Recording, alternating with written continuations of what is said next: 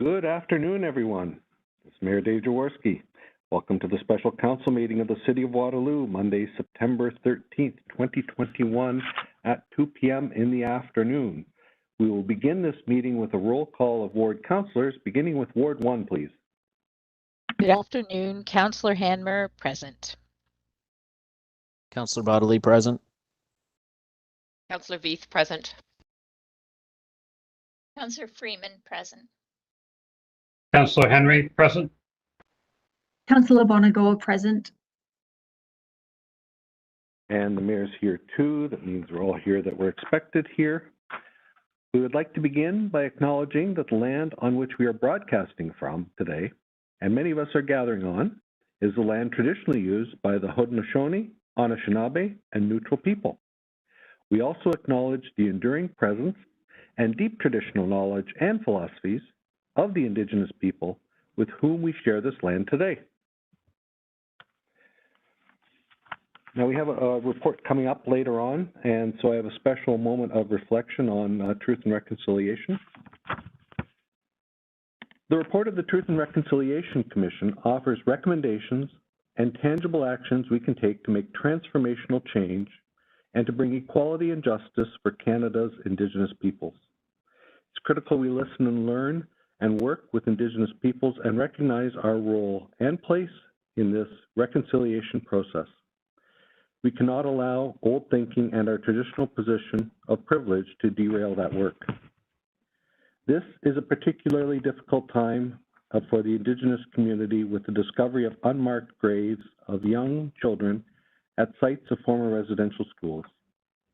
The senseless loss of these young lives has a personal and profound effect, one that will be felt for generations for everyone. Every child matters, and these are important and powerful words. Another important recommendation in the Truth and Reconciliation Commission was the designation of a national day for truth and reconciliation. In June, the federal government announced that this September 30th would be the first time this new important day of reflection and reconciliation will be observed. September 30th is a significant day as it's traditionally been Orange Shirt Day, the day we remember the Indigenous children who were forcibly taken to residential schools. As a city, we are working on plans to appropriately observe the National Day for Truth and Reconciliation. The Truth and Reconciliation Commission also has 5 direct calls for actions for municipalities, and Waterloo City Council has committed through its strategic plan to respond to these important directives. We are looking at our operations and are determined to be an agent of change and reconciliation. We know this will be a long journey and that we have much to learn. There may be some bumps along the way, yet we recognize how important and vital this is, and we'll be thoughtful, respectful, and we want to get it right. I encourage everyone in our community and organization to take time on September 30th for respectful reflection and to consider ways we can individually contribute to the healing as we move forward together. The city is now flying the Every Child Matters flag at City Hall, and it will remain raised until October 4th, which is the National Day of Action for Missing and Murdered Indigenous Women and Girls. I would note that a local organization, the Healing of the 7 Generations, is having a march to Victoria Park on the morning of September 30th, following by some speakers, and I encourage everyone who can to participate, to wear an orange shirt, and to listen and reflect. Thank you.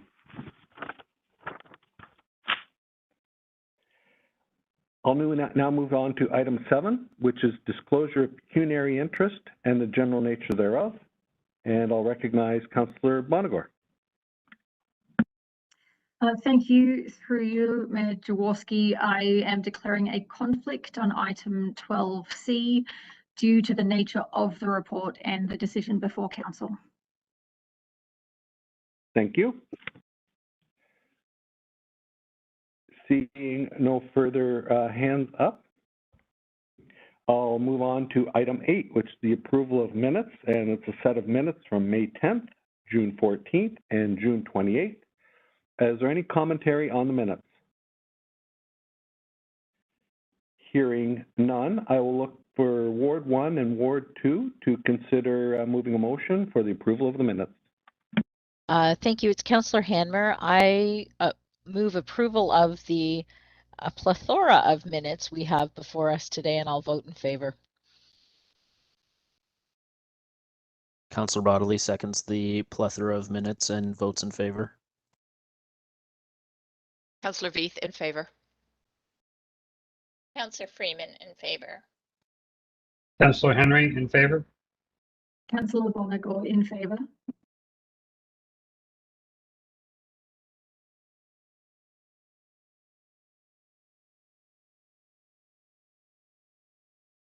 Oh, did I catch the last one?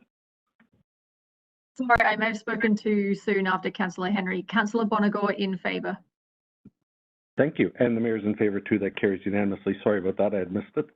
We now move to item 9, delegations. And I'll just wait for the clerk's office to invite in Community Justice Initiatives, Jill Magazine, Service Coordinator, SULA Program, Community Justice Initiatives, and Mifra Abid, the Coordinator, Together Against Islamophobia, the Coalition of Muslim Women. And with that, I will welcome you both. Thank you very much. This is Jill here. Mifra was going to start us off, so I'll leave things to her. Thank you. Thank you, Jill. Good afternoon, everybody, and thank you for this opportunity to help us present at this council meeting. We just want to talk briefly about this joint program that has been initiated by Community Justice Initiatives and the Coalition of Muslim Women.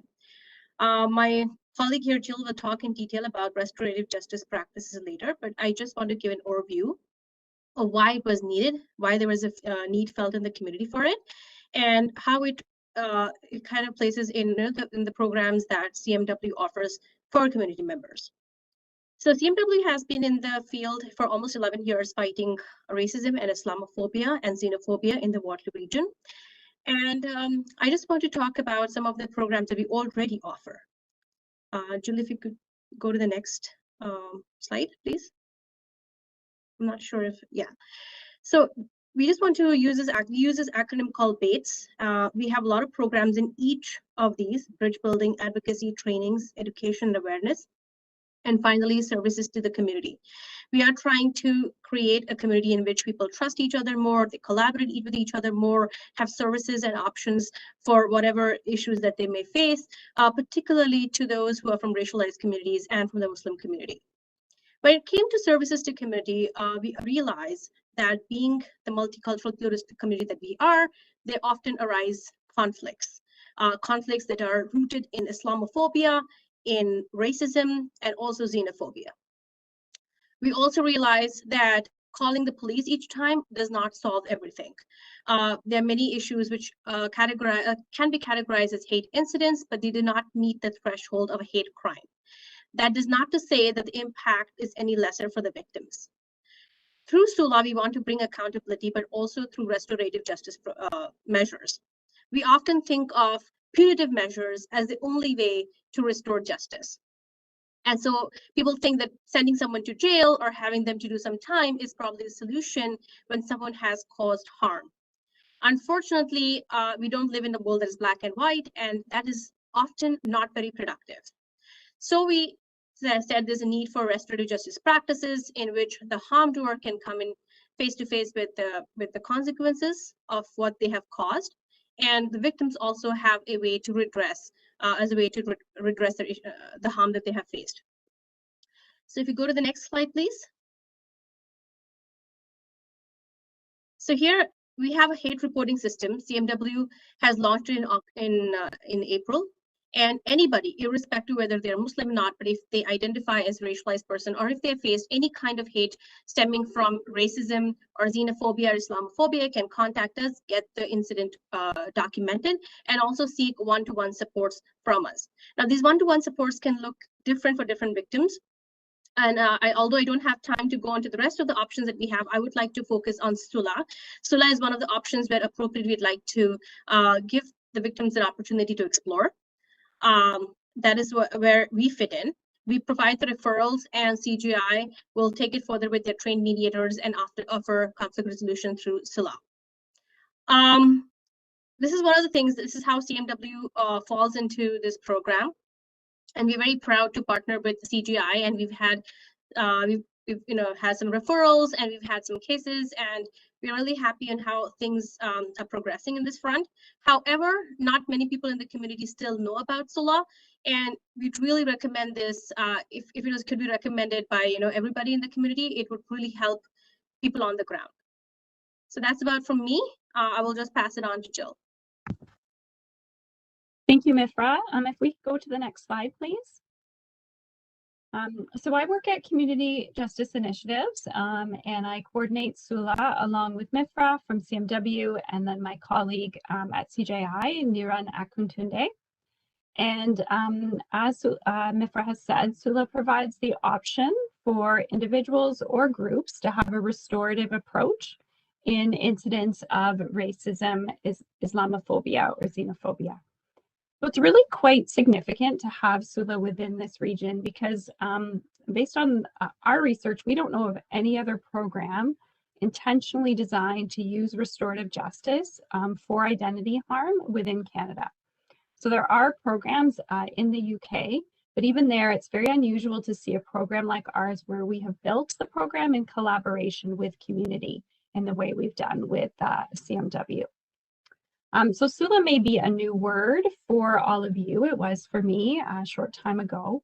And that word or similar forms of it has significant historic and present meanings related to reconciliation in many cultures and languages. And we chose this name for our program as a sign of inclusivity for community members who may not always feel that mainstream programs are suited to serve them.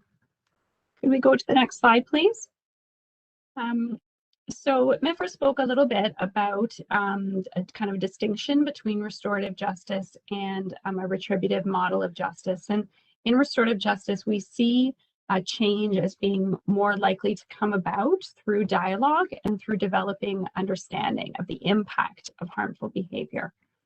And so this means that a restorative approach is not just relevant to a situation where there's been a criminal act. It can be relevant in any context where harm has taken place. It means providing the opportunity to those who've been harmed to be the central drivers of the resolution process and to speak about what they need in terms of reparations. It also means looking at what the harm doer needs to be able to come to a place of accountability. So this specialized program at CJI falls within both the victim offender reconciliation program that CJI has, as well as our community mediation services. Most of the mediations or dialogues are facilitated by volunteers, but also occasionally by staff. And we always work in a co-mediator model. And the facilitators who are involved in SULA cases are representative of both organizations, CMW and CJI, and have been received training from both of our organizations.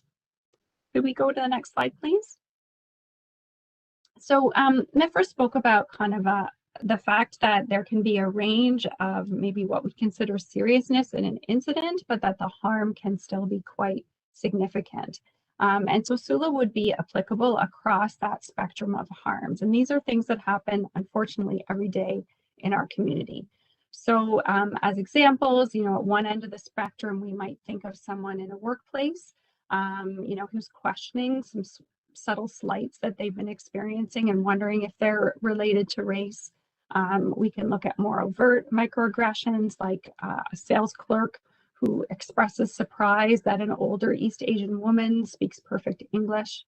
And then moving along the spectrum to a hate incident, we could have a slur that's yelled by a bike rider at a visibly Muslim woman as she boards the LRT. And then beyond that to a hate crime, for example, vandalism of a Black-owned store where hateful words might be painted on the storefront. And perhaps for you, counselors who are present here, you may hear about situations along this spectrum that occur in the context of neighbor disputes, which unfortunately is common. So in all of these situations, we can offer the opportunity for individuals to talk about what feels most important to them, how they've been impacted, their family, their community, or how it may trigger feelings of lack of safety. And for those who cause harm, they really may genuinely believe that they are not racist, but may need some assistance to understand that intentional or not, their behavior may be displaying bias and causing harm. And so unlike many other ways that harm is addressed traditionally with restorative justice, those who are directly impacted have a voice and have choice, which can often feel lost when one is targeted by for one's identity. So a SULA dialogue is challenging for everyone involved, but can have the opportunity to bring about a deeper sense of accountability where everyone's needs are truly understood. And we're aware that there is potential risk bringing people together in a dialogue like this. And so, you know, we spend a lot of time with our facilitators working individually with everyone involved before we would bring them together for a dialogue. So despite the frequency at which identity harm occurs in our community, often people feel like nothing can be done. And so they don't seek support or they don't report it. Or they feel like they want someone to be punished, but then they're disappointed by what the criminal justice system has to offer. So we like to feel that a SULA dialogue, it can be different and can meet people where they are and offer that chance to build true understanding. It won't be for everyone, but our organizations jointly feel like it's very important that the community have the opportunity for this. If we could go to the next slide, please. So we receive referrals from all different organizations within our community, police, Crown, housing, bylaw, along with CMW and other organizations. If you were to make a referral to us, either Niran or I would contact everyone who's directly involved to hear about their needs and talk about the process. And then if it seems appropriate, we would assign facilitators who would begin to meet individually with everyone. Right now, we're doing that mostly on Zoom and have tablets we can even loan out to parties, but we also have the option of masked and distance meetings. So that's all from me. If we could go to the next slide, Mifra was just going to briefly touch on how you might be able to help support us. Hi, so we just want to recap. I just want to mention that hate can take different forms, and different kinds of victims require different restorative, processes and different procedures to help them. And we would really like to explore innovative ones like SULA. So, number one, share with the community that SULA is available as one approach to resolving identity-based harm in our community. We understand that it may not be applicable to all of the cases that come to us, but it is indeed worth considering. Encourage individuals to report incidents to the CMW hate reporting tool. Their Stats Canada has said that most hate incidents in Canada and even hate crimes go underreported. People don't believe that the systems can change anything. They do not believe that things will change for them. But we want to reiterate that we do not discriminate whether people identify themselves as Muslims or not. If they have experienced any kind of racism and xenophobia, they can approach us and they can access one-on-one supports. Those supports can look like anything. It could be grief counseling, it could be advocacy, it could be help with the police, but it can also be SULA. Also, there is always an opportunity to learn more about our programs. You can contact either me or Jill. We have a host of programs available at CMW, which are targeted to the community, and we do not charge for any of them. And lastly, please let us know if you're aware of a community that could benefit from proactive community building circles. We believe that prevention is often better than cure. We do not want something to escalate to a point in which the conflict has to be resolved and it gets much harder and more challenging at that point. If something can be prevented and if there can be circles in which people understand each other better, that is definitely an option that we should explore. Thank you.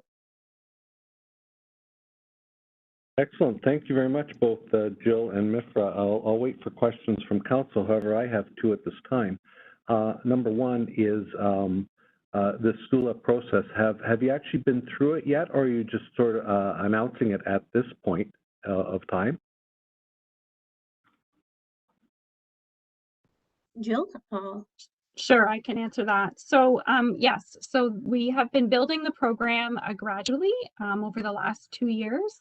And it's been about 18 months now that we have had facilitators who've been ready and trained, and cases are coming to us slowly in that time. Oh, good to know.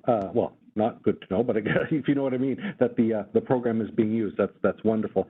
And the slide isn't up now, but I was really focused on the last slide. I had point number 4 on there about the circles. I was wondering if you could tell me a bit more about the circles, the proactive circles, and how they work. Because when I was looking at your presentation and one of your slides was talking about microaggressions, I was thinking about education on that. I think is key for our community, because I think there's a lot of the knowledge level of the average person on microaggressions just isn't there. I know these two might not be directly connected, but I wonder if somebody could talk to that. Sure. So we had really hoped when this program was envisioned and developed that a key piece would be what we're referring to as sort of community connection, or these prevention circles. So using restorative kinds of language and the focus on relationship building in, for example, a neighborhood where maybe there's some tension that has started to develop between newcomers and folks that have lived there for a while, or in an it could be in a workplace or a school context, but basically an opportunity for people in a low risk, not a it's not a training, but it's an opportunity to get to know each other and use the kinds of questions and dialogue that we use in a restorative circle to help people get to know each other and talk about what's important to them in their neighborhood or in their community, and hopefully avoid this idea that, people are so different from me, because actually we start to learn about each other. And then the benefit would be that if a conflict did arise, at least people know each other. They know each other's names. They know a little bit about each other. Maybe they're willing to try to talk about it rather than contacting bylaw or contacting police when something happens. So that was our goal. COVID has made that challenging. So while we've been able to have one-to-one kind of dialogues and some circles, we certainly had circles through Zoom where you're looking to try to kind of reach out into a community. Not everyone has access, not everyone is interested, and we really hoped to do that work in person. But as time goes on and that hasn't been able to happen, I think we're turning our minds more to this fall to trying to find a way to do that work anyway. Excellent information, Jill. I will turn it over next to Councillor Hanmer. Thank you, Mayor, through you. Jill and Mafra, thanks so much for coming today and providing us an update on this really important initiative. Mayor asked a couple of my questions, but I still do have one. I've been watching as the reporting system has been unfolding, and I know initially there were quite a few uptake in just the crimes being reported, and I wondered if that has continued, or and you may have said that in the presentation and I just missed it, so I apologize, but just what's been the experience over the 18 months that you've been working with this and then being able to offer the programs? So I'll just make a small distinction. The CMW's hate reporting tool was launched in April this year. Still our collaboration goes much longer before that. So the past 18 months, but the reporting tool has been live for just about 6 months, and there has been an uptick in people reporting. I believe that was part of your question, and it's only now that we are also referring to the victims through the reporting system. Initially, people would just come to the CMW, and we refer them back to CGI for the SULA program. But now we have a more specific, standardized, a system, a proper system in which victims are reporting it to us. We are actually asking them, doing a needs analysis. What do you want from us? And oftentimes it's like, okay, SULA seems appropriate here. Would you like to explore this option as well? Terrific, Mafra. So directing people to the most appropriate within our support within our community. Yes. Yeah. Okay, terrific. Thank you. And I too was intrigued by the community building circles and could see many opportunities for use with those because of the foundation and the basis of it, of getting to know people. And then when conflict is arising, it's a different approach you might have because you know each other. So thank you very much for all your work in this initiative. You're welcome. Next up, Councillor Bonagor, please go ahead. Thank you, and through you, Mayor Jaworski, thank you for bringing all of this information to us today, and thank you for all the work that you are doing for the community. I just had a question. Going through SULA, it sounds like it could be a very positive experience by the end, but quite emotional going through the process. So I was just wondering, like, should I get questions from residents about it? Like, what emotional supports or other supports are offered for the people who are going through the process?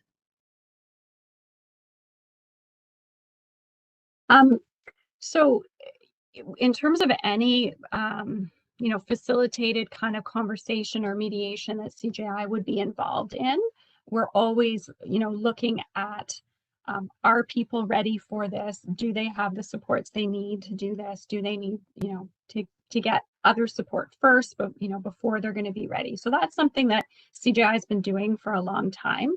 And then with SULA, you're right that we need to be particularly aware of those issues, and making referrals when it's appropriate. We always invite people to bring a support person with them if they want that. And having awareness that it's possible somebody wouldn't have a support person who they felt like they wanted to draw on. And so even thinking about that in our relationship with the Coalition of Muslim Women, that there may be volunteers with the Coalition of Muslim Women who could potentially play that role, a support role, maybe because someone's choosing not to talk, to their broader community or their family about what they're going through. And so, one of the things, CJI has an elder mediation program where we have peer workers that work with our participants. And so that's one of the pieces that we have thought about, if we had the opportunity to have some growth in this program, to maybe formalize a peer support kind of piece for this program. But certainly if we're not counselors, and if someone needs that, we'd be referring people out into the community to someone if they needed that level of support through the process. And someone can even bring a professional support person through the program. Because CMW has their hate reporting tool and offers supports to people, including counseling, I think if a referral was made to SULA, we could also turn to them if there was some financial assistance or other assistance needed with counseling for someone. I hope that answers the question. Thank you. No, it really does. I appreciate all of the information, and thank you so much. Thank you, and I'll turn it over to Councillor Bodley, please. Thank you, through you, Mayor Jaworski. This may be a question for staff, but I'll direct it to Jill and Mifra here to start with. And this is more on the point one, our responsibility here as councillors to share with the community that this is available and his approach to resolving identity-based harm. So I know that our neighborhoods team has been connected in the past with community justice initiatives to sort of and actually myself, I went through a community justice initiative process to try and mediate a neighborhood dispute, and I found it to be really well done and hopefully led to greater understanding on both sides of the particular issue that was going on in the neighborhood. So I know that our neighborhoods team is keenly aware of the work that Community Justice Initiatives does. Have you connected with our neighborhoods team to directly so that they can help promote SULA and make sure that that's made aware to folks on our various neighborhood associations? I don't think CMW has reached out, and we'd love to actually meet the neighborhood committees and talk about SULA and other services that could help the community. Jill, what about you? Yeah, so we have been having conversations. So Mifra, before your time with CMW, some of these conversations started. So I know Pam is, I think, here today, a staff member. So she has been really helpful, and we've had conversations with Julie Legg, and I think it's Amy Ross and others. So there's been lots of support from them. We were, again, you know, some of those conversations were early in the days of the pandemic, and it kind of you kind of think, well, let's wait until we can share some of this information at community events, or, you know, that kind of thing. And so it's a bit of a reminder that some of that direct communication out to the neighborhood association would be wonderful promotion for us. And I appreciate the question, and would be happy to follow up with staff about that. Awesome. That's great feedback, and it sounds like you're connecting with the appropriate people there. And if and when you're ever getting up and running and feeling like doing one of those community building circles, for example, I'd be more than happy to be a test case if you want to reach out to me and connect with any of the neighborhood associations out here. So thank you very much. Thank you very much. Thank you, Councillor Bodley. And I see that's it from a question standpoint. So thank you very much, Jill and Mifra, on an excellent information today on what CJI and CMW are doing in the community, and yet another great benefit, as you noted when you opened up, of a unique initiative that its time has certainly come, that's for sure. So thank you very much, both. Thank you so much. Thank you. Have a good day. As we move on to item 10, which is the consent motion, on here I have the 2021 second quarter health and safety report. Item B, the municipal access agreement with Avetria Networks. Item C, the Trans-Canada Trail Capital Improvement Plan grant for Farmers Market Trail. Item D, the CAO procurement award summary for the past couple of months. And item E, which is a designation pursuant to nuisance noise, an opportunity for us as a community to indicate to the broader citizenry that during homecoming, we don't want parties starting in the morning, noon, nor night during that time on the 3 days of that weekend coming up. Does anybody want anything removed from the consent motion?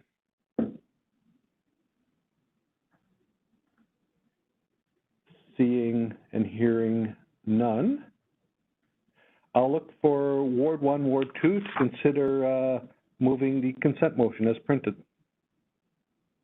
Thank you, Mayor. It's Councillor Hanmer. I'm happy to move the consent motion as printed, and I vote in favor. Councillor Bodley, I'll second the consent motion and vote in favor as well. Councillor Veith, here I vote in favor.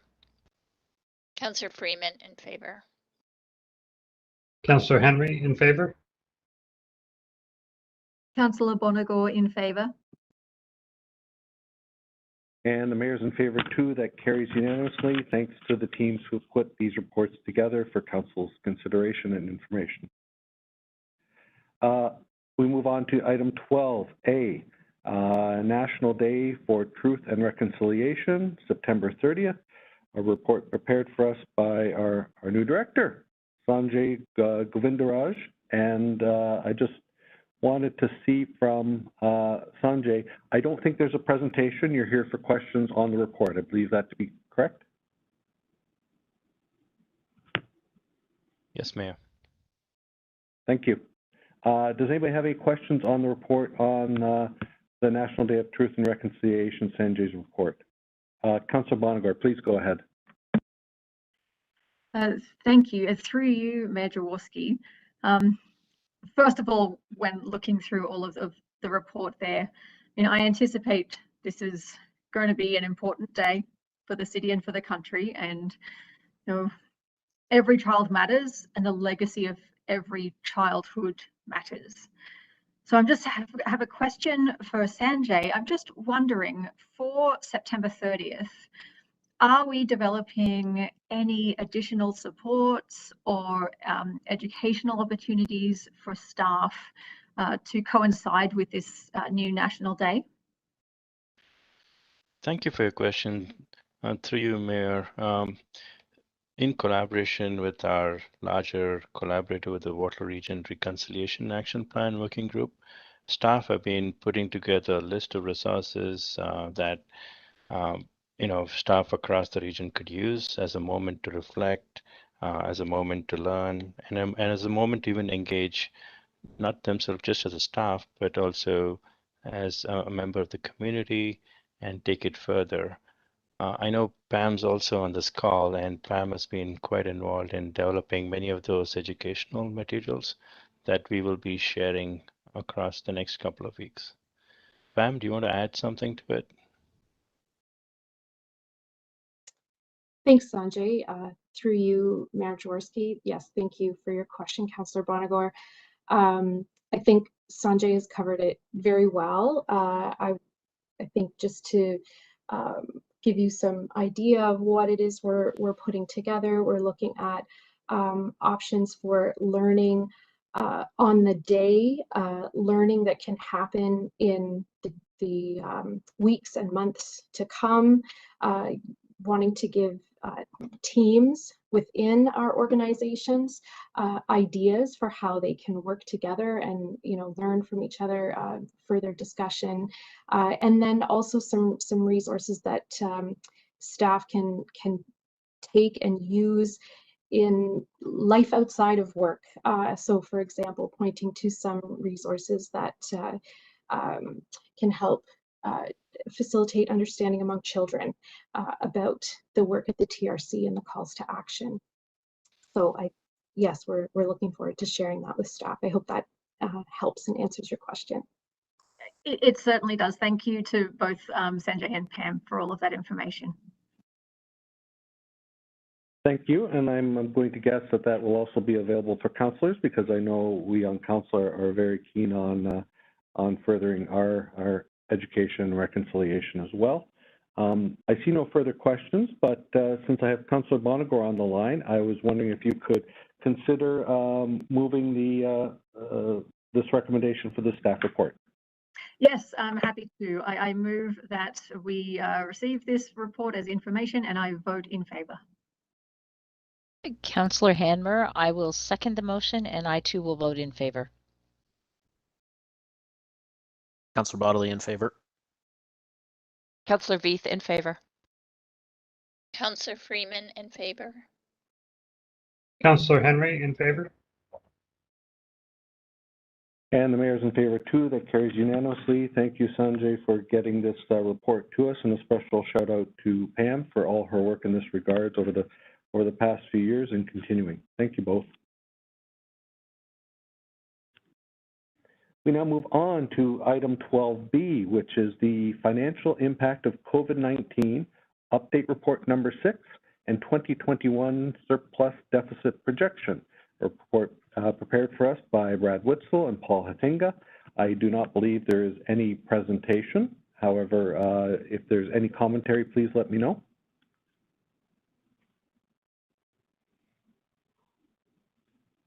That's correct, Mayor. Just questions, if any. Yeah, okay. I will look for questions, and I'll just wait for a moment. And if we don't have any, I will turn it over to the Finance Chair, Councillor Henry. Thank you, Mayor, and thank you, Brad and Paul, for preparing this. Certainly, we get surplus deficit projections on a quarterly basis, and this is more in this one, obviously, due to our present circumstances. I appreciate that staff are taking a prudent and conservative approach to projections and to spending and budgeting at this time.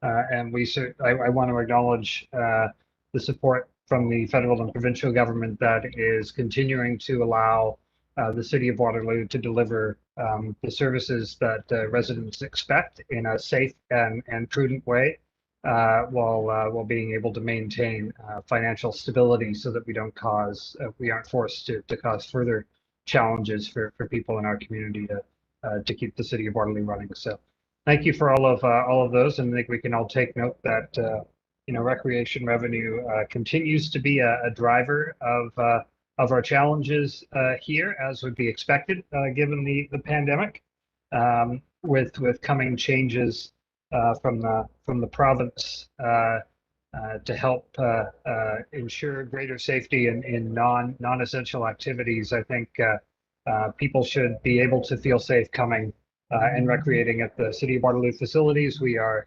in tune with regulations and providing a safe environment for people to do just that. So appreciate those, and I'm happy to move the motion and to vote in favor.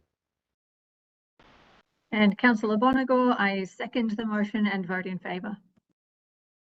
Councillor Hanmer, in favor. Councillor Bodley, in favor. Councillor Veith, in favor.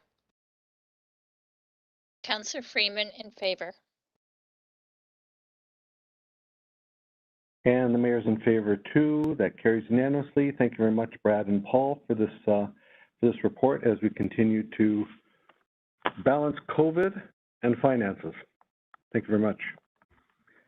I'll now look to item 12C, and at this point, Councillor Bonagor will, having declared a conflict, will depart virtually and go on mute. And we'll consider item 12C, the report of the Integrity Commissioner, complaints numbers as listed in there, and we have a report prepared for us as a cover for this Integrity Commissioner report, prepared for us by the clerk, Julie Scott. And I will just see if Julie has commentary on the Integrity Commissioner report.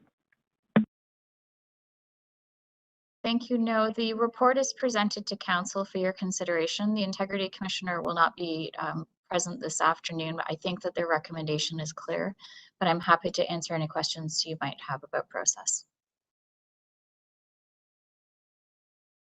Thank you. I'll just wait to see if any hands go up regarding the report, item 12C. Please go ahead, Councillor Hanmer. Thank you. Through you, Mayor, to our clerk, Julie. Just I guess confirming, the report from the Integrity Commissioner seemed to be extremely thorough, and all parties were included in the opportunity to provide information. Can you just confirm that that's the normal process that the Integrity Commissioner will take with any complaint or any issue that's brought before them? Through the Mayor to Councillor Hanmer, yes, the code does provide a process whereby the Integrity Commissioner will speak with all of the parties involved, including the complainants, and there's also an opportunity where a draft of the decision is issued in advance. So my understanding from the Integrity Commissioner is that they have reached out to all of the complainants and parties involved, and also have provided a copy of the final report. Okay, thank you.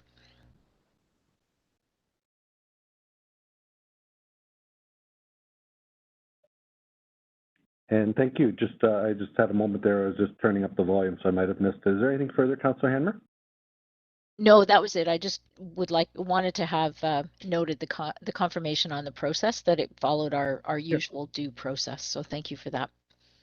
Thank you. But while I have you on the line, I see no further questions on this report. So I might ask you to consider moving the motion as printed, that Council consider the recommendation of the Integrity Commissioner and take no further action. Councillor Hanmer, I move that Council receive the report as written and that no further action be taken. And I'm happy to vote in favor of that motion. Councillor Bodley will second that motion and also vote in favor. Councillor Veith, in favor. Counselor Freeman, in favor. Councillor Henry, in favor.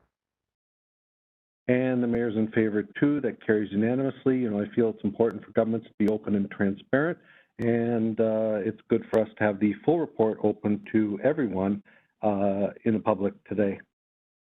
We'll now just pause for a minute while we bring back all members of council who are here today.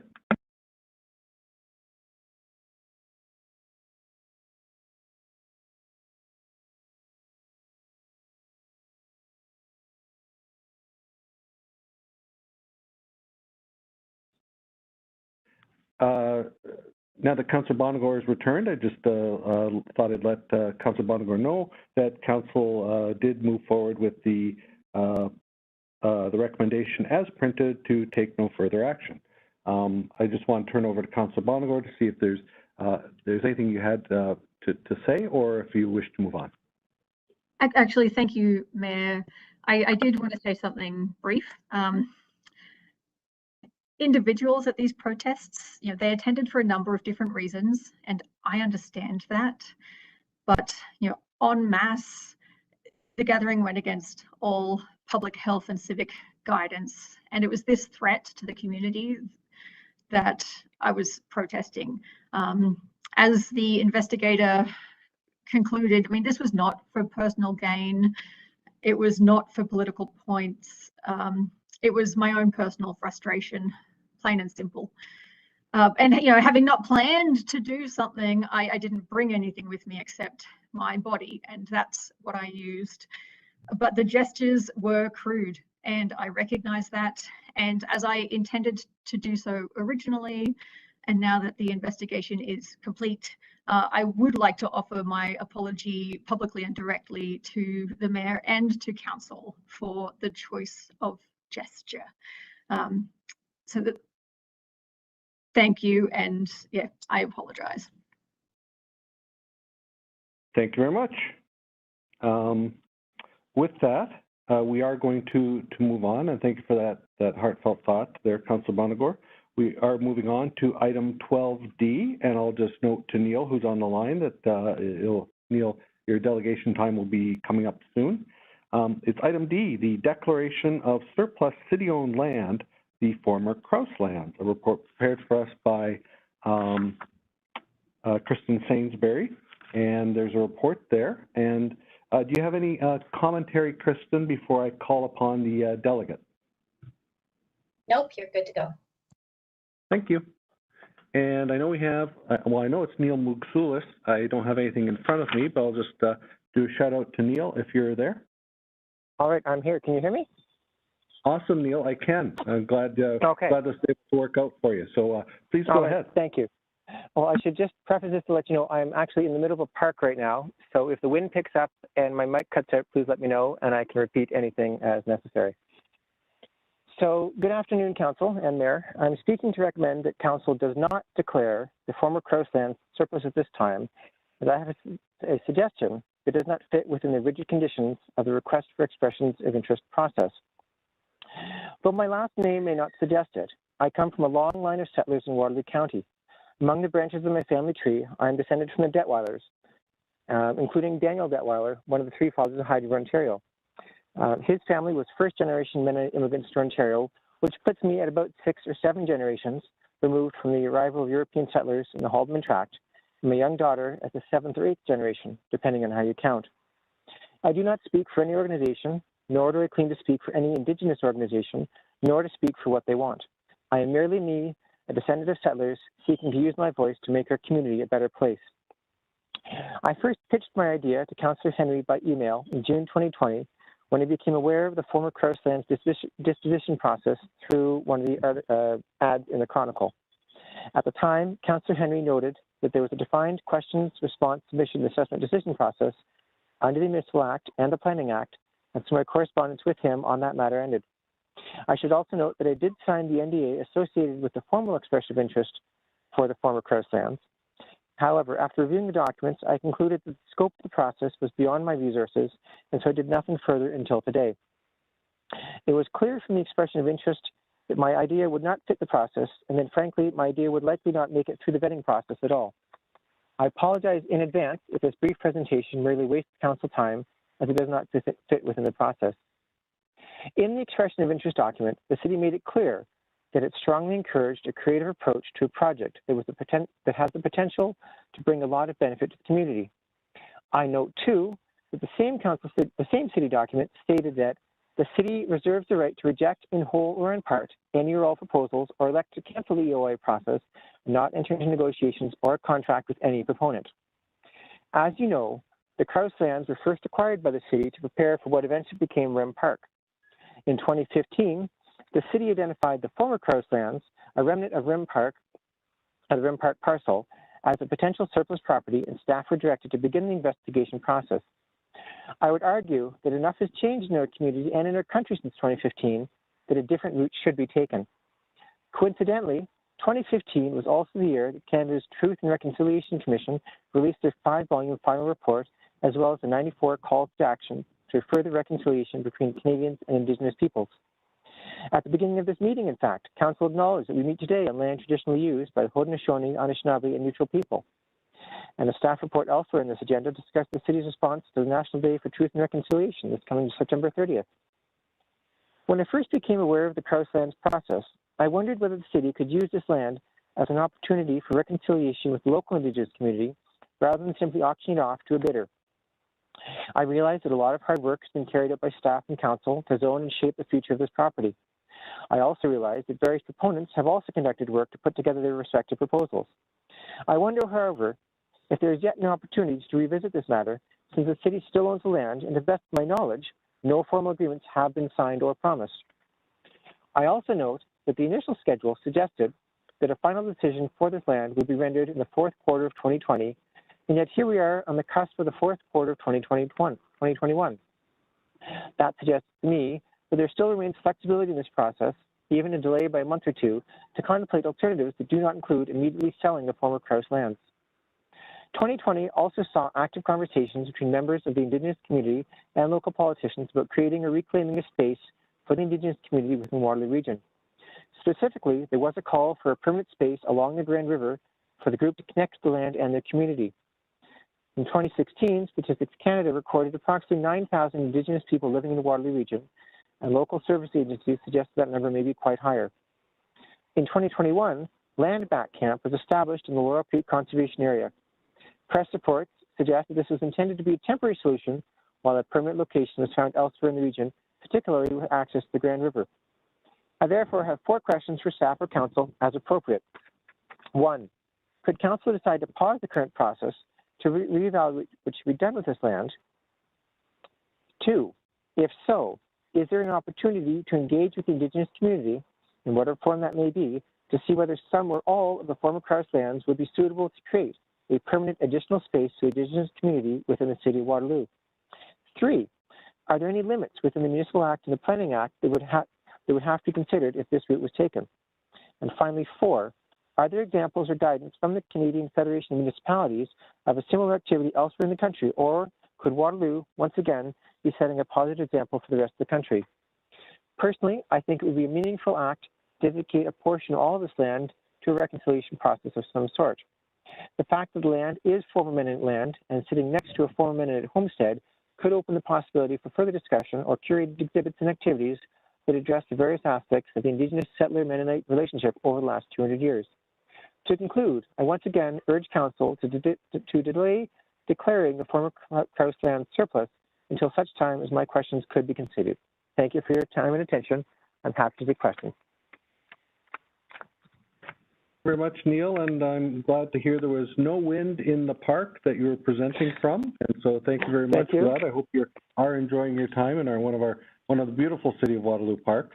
Yes, I should also note nap time is over, so I'm also dodging the various children who showed up for their playtime as well, but that's okay. Nap time for you or nap time? No, never mind. Oh, no. Various other families, their kids are awake and have come to play, so I'm moving around the playground, avoiding children and the wind, while my daughter plays in the sandbox.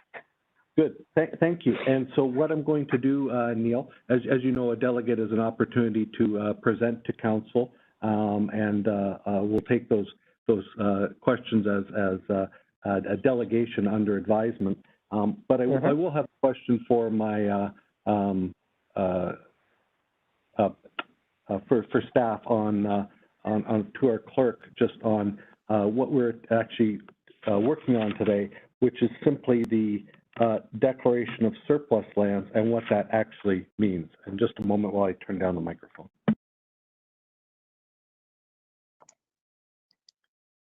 Thank you, Mayor Jaworski. Yes, what is before Council this afternoon is focused on the declaration that the lands essentially are not required to meet the current or anticipated future needs of the municipality. It does not speak any further than that. So it's simply a recognition that we don't anticipate using the lands ourselves currently or in the future. And it really is a procedural piece at this point. Okay, thank you for that clarification. And with that, I do see one hand up from one councillor, and I'll look for more. I don't see any more, so I'll go with Councillor Bonagor. Please go ahead. Thank you, through you, Mayor Jaworski. First of all, I would just like to thank Neil for coming and speaking to us today and for juggling all the logistics to do so. I really appreciate your thought and consideration and your effort to join us today. So that's really appreciated. I do have a question for staff, just to kind of follow on from okay, well, just before we get into questions for staff, I'll just see, I don't think there are any further questions for the delegate. I think it was certainly clear, Neil, and thank you for providing the written format of it. I think that was key, as I mentioned through the clerk, that we're just looking at the declaration of surplus today in particular. However, that information can be referred to staff. So with that, I don't see any further questions, Neil, so I'll let you get back to your parkland and enjoyment. If I may, Mayor, just one question, further one I would have. Given that I've signed the NDA, would I be limited in any of my activities, even though I've decided not to go ahead with the formal EOI process because it doesn't suit me? Would I be therefore limited in what my activities might be from here forward if I try to gauge community support for my idea? Yeah, and so I don't need an answer now, but. Yeah, I will ask staff to get back to you on that because that was sort of a legal question on that. But I'll let Kristen or somebody will follow up with you on that, Neil, for sure. Perfect. Thank you. Thank you. And with that, I will thank the delegate and then turn over to questions of staff by Councillor Bonagor. Please go ahead. Thank you, Mayor Jaworski. Sorry for jumping the gun before. It's really just following on from your question. So I'd ask the clerk if you can just explain it a bit further. I mean, if we're looking at the decision that is before us today, which is declaring the land's surplus, is that tied to, or does it tie council to any particular outcome later?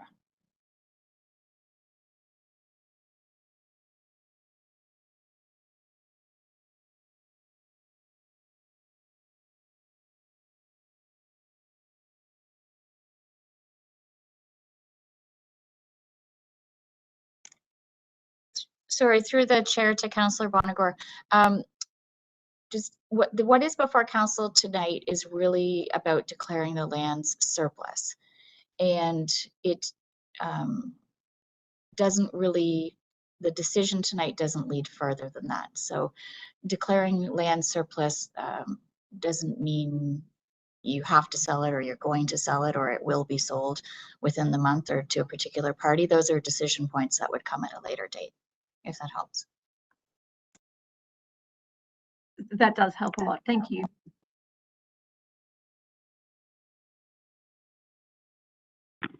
And is there any further questions of staff on what we're doing here today? Seeing none, I'll look for the last available councillor, Councillor Bonagor, to take us forward on this motion.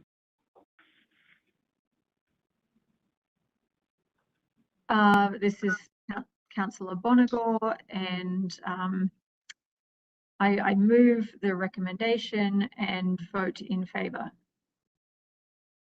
Councillor Hanmer, I will second the motion, and I too vote in favour. Councillor Bodley in favour. Councillor Veith in favour. Councillor Freeman in favour. Councillor Henry in favour.